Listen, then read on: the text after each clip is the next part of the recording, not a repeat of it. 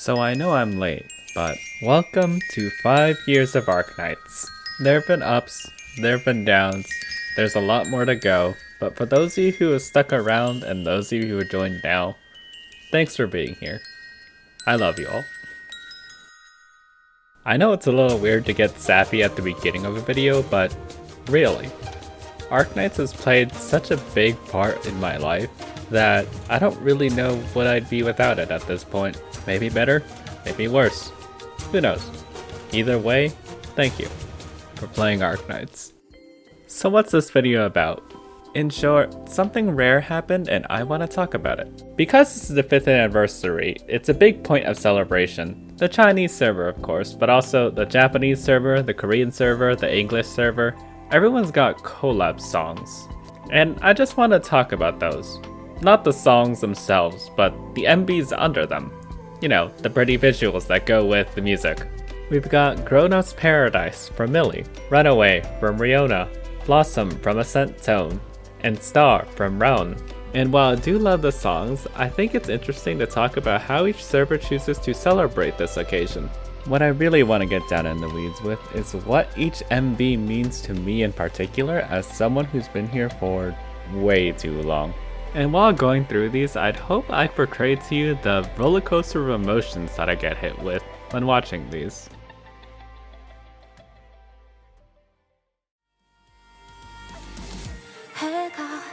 Wait, isn't this just a regular EP? Let's start off simple and sweet. Arknights Korea is not a server I knew had songs for the longest time. I believe the first one I noticed was Summer Voyage, and I thought it was a one-off. Turns out, that was part of a seasonal series they were doing. Other than that, off the top of my head, they have Dream Island, this song, Star, and then one more called Crack in the Arc, which would be the only one that doesn't use this Arknights default style. The obvious criticism here would be it's kind of lazy, but I'm gonna be honest, this is fine. It obviously doesn't stand out, but there's also nothing really wrong with it. If anything, it solidifies the song as an Arknights song. I'll get to the Ian songs in a bit, but some of those do have the issue where it doesn't feel very Arknights-y for one reason or another. KR doesn't have that problem. I also do like the idea of this just being business as usual for them. It's not a big stop, it's not a big break. We get to chill for a bit, and then soon later, we're going off on our next adventure.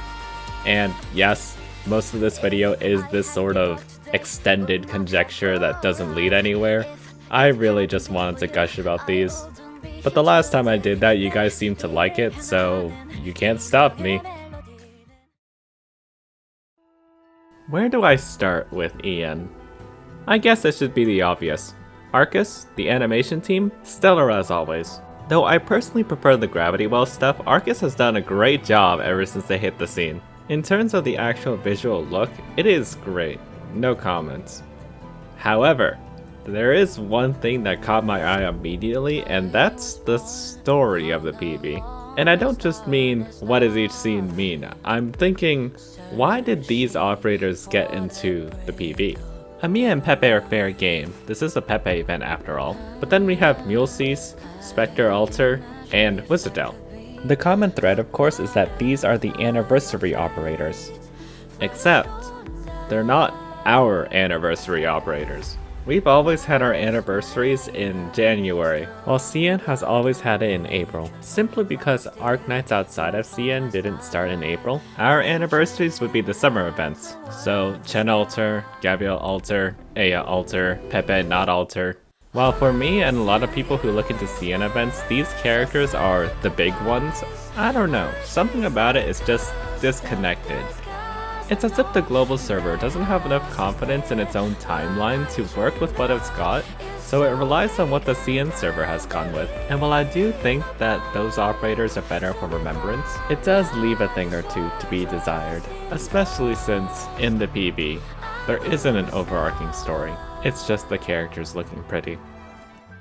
You know what? No, it's tangent time. I'm talking about this. Last year, we got a song called Unbreakable by Stefan, but more interestingly, there was a narrative leading up to the song. It was a simple party setup, once again by Arcus, once again fantastic, but they did an interesting thing where they showed off a bunch of different art departments.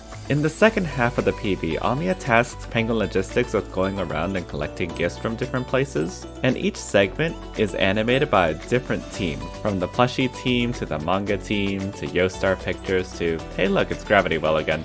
Okay, I recognize this from Closure's Secret Files, but I swear this team did something else, I just don't remember what. I wish I could tell you who did this one, this is just good. And yeah, it was probably hell getting all these departments to make something for this, but it really does pay off. It's not like years prior did stuff like this, so this is the first, but having this as the bar makes Blossom feel just a little less exciting. This was the year it really did feel like Arknights was celebrating an anniversary. They didn't arbitrarily tie the celebration to the event, and I think that's for the better. While Blossom is, on a baseline level, neat, it can't really match a candle to everything being dedicated to the anniversary. Because you might have noticed, I'm not even talking about the song anymore. While Unbreakable is good, and definitely more visually interesting than Blossom, it really is just the icing on the cake to the anniversary PB itself, as well as the whole livestream being themed around the party they're throwing. The 5th anniversary may be the achievement number, but the 4th anniversary is what I will always remember.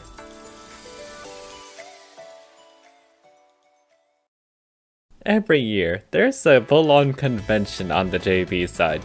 While they do have an actual anniversary song, I feel bad if I didn't at least honorably mention these ones. If you've seen any song from the JV side, most likely it is sung by the actual voice actors for the characters. Seriously, go look. If you read the credits, it'll be operator name, CV, voice actor. This time around, the theme is a beach vacation, starring Poziomka, W, Tequila, and Eyjafjalla. And yes, they do acknowledge Wizardel and Eyjafjalla the Vitaska. This isn't exclusively one version of the character, it is the whole character. And while you can maybe consider these anniversary songs if you squint, they're closer to second operator songs than anything, which is nice. I'm a fan of what I'd like to call the smartphone aesthetic in Aya's song, and I do like how the time seems to change across the MV. Tequila's is a bit more simple, but the fact that the song is faster means the cuts are faster, which sort of hides that problem, and I do love the midsection with the sunset, that is great. If I had to pick a favorite from this year, it'd be Poziomka's. I don't know why, the song itself is just what I like more for whatever reason. I don't even have an explanation for that. And the aesthetic is pretty nice too. It's also pretty basic, but I'm guessing bias kicked in, so let's not dwell on it too much. And while I don't dislike W's song, Just Got Emo goes a little too hard compared to everyone else's. I don't know how I feel about it. If they released this when not everyone else was on vacation, then I would probably love it, but And of course the group song's just cute. I love the animal swap thing they've got going on, and Wiz is definitely playing Animal Crossing. I think I'm gonna use this segment to talk about all the other songs from the past years. I don't know if JB has any other specific anniversary songs, but for the character songs, it's always neat hearing what they can come up with, especially in cases where the characters change before they do endgame, like with KOB. While I like the idea of Solitary Journey, Happy Honey Days just fits modern KOB so much better. I like Honeyberries the best from last year. Don't know why, it's just nice. It might be because Myrtles and Stainlesses and of course the group song lean on the carnival festival theme that they had going on that year, and Honeyberries was just the Honeyberry song, so it felt very personalized. You know, I thought Running in the Dark and Ashen on the CN side were anniversary songs, but turns out they were revealed on the 0.5 anniversary stream, so I guess they're not. Also, by the same notion, Blues and You and the Hunter song were used as ending songs for the anniversary streams, so do they count? I'ma just say no. On the Ian side, I do like Day by Day and 2 Feet Off the Ground. They're both good in their own ways. Day by Day is an Arcus piece, and unlike Blossom, Day by Day just commits to the event, so it's better off, I think. You can also follow what's going on. It's a very, very simple story of they take the water slide. Pazumka's deep in thought. But that's better than just jumping around to different scenes for basically no reason. 2 Feet Off the Ground, similar to Crackling Arc, shows off the performance of the song.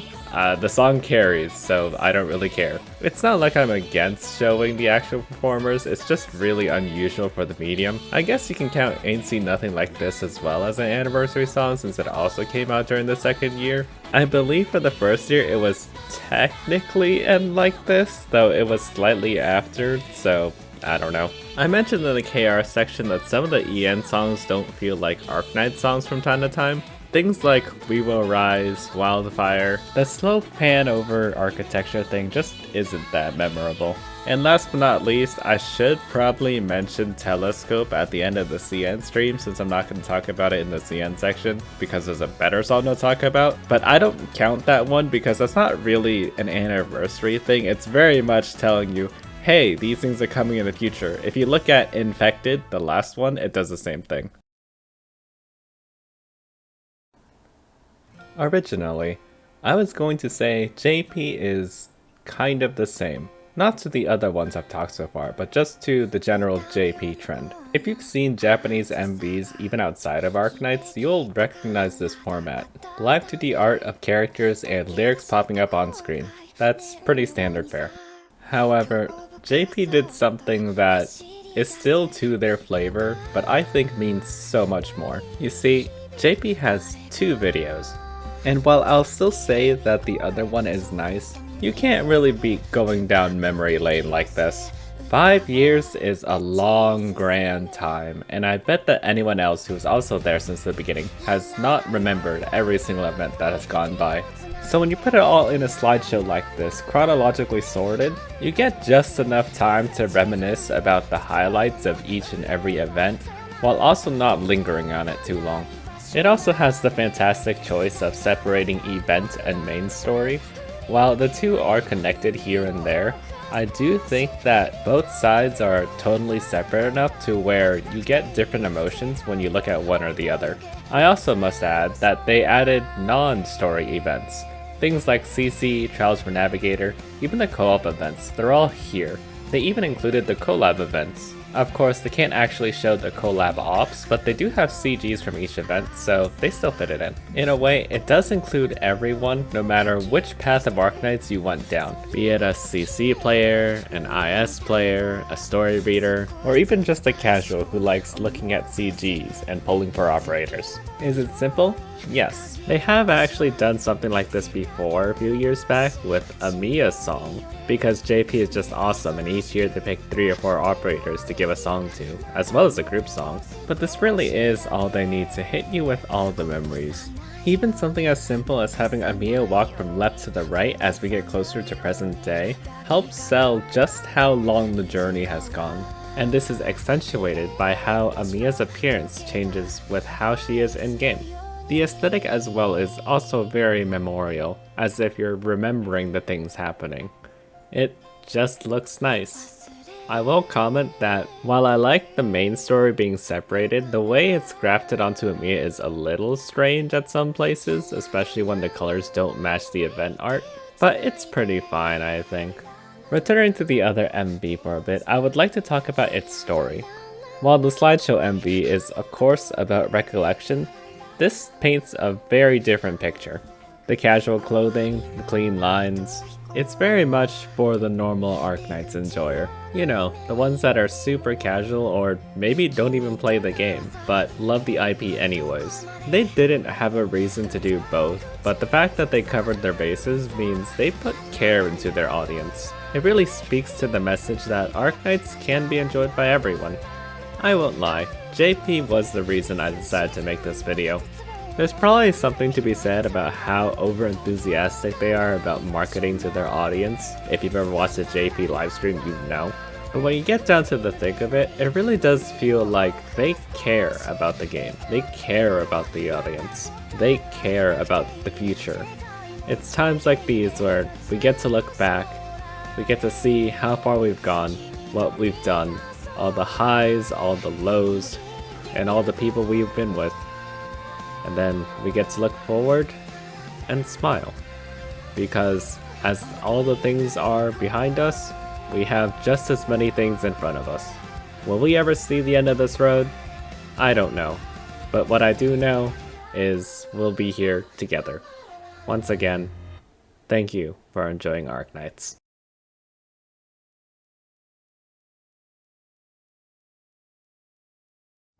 There's one last MV I'd like to talk about. Of course, it's not the last, it's the first, as this is the one that came out of the CN livestream. I would describe KR as more of the same, Ian as somewhat off base, JP is a love for the players. This is a love for the name. First and foremost, it is absolutely beautiful. Both animation and song wrap up together in a way to fully sell what is going on.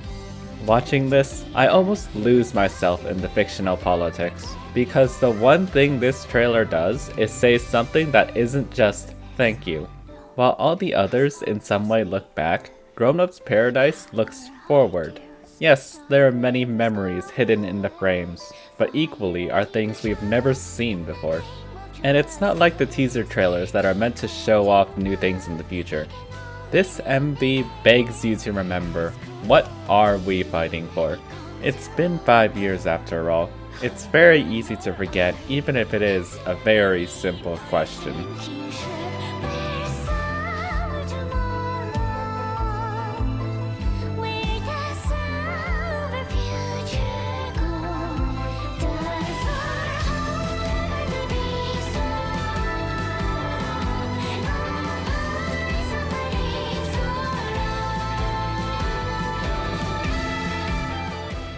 This journey is not over, and we all must eventually move on.